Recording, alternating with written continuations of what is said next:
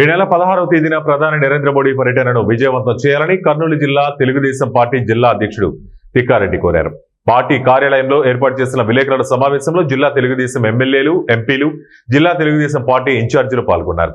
ప్రధాని మోడీ పర్యటన విజయవంతం చేయాలనే సంకల్పంతో ప్రతి నియోజకవర్గం నుంచి భారీ ఎత్తున సమీకరణ చేయాలని జిల్లా అధ్యక్షులు తిక్కారెడ్డి ఎమ్మెల్యేలకు, టీడీపీ ఇన్ఛార్జీలకు సూచనలు చేశారు.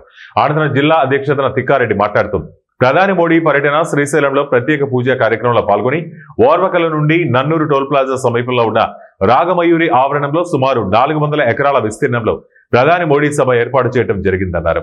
ఎలాంటి అవాంఛనీయ సంఘటనలు జరగకుండా ముందస్తు చర్యలు చేపడుతున్నట్లు తెలిపారు. నమస్కారం. గౌరవనీయులు భారతదేశ ప్రధాని గారు మన కర్నూలుకు రాబోతున్నారు 16వ తారీఖు. ఈ కార్యక్రమానికి రాష్ట్ర ముఖ్యమంత్రులు అలాగే డిప్యూటీ ముఖ్యమంత్రి గారు పవన్ కళ్యాణ్ గారు మన జిల్లాకు రాబోతున్నారు.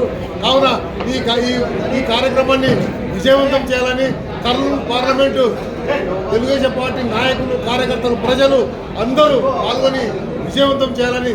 ఎందుకంటే జిఎస్టీ మీద తొలి సమావేశం మన కర్నూలు జరగడం చాలా సంతోషం. భారతదేశంలోనే మొదటి జిఎస్టీ సమావేశం జరగడం చాలా సంతోషకరం.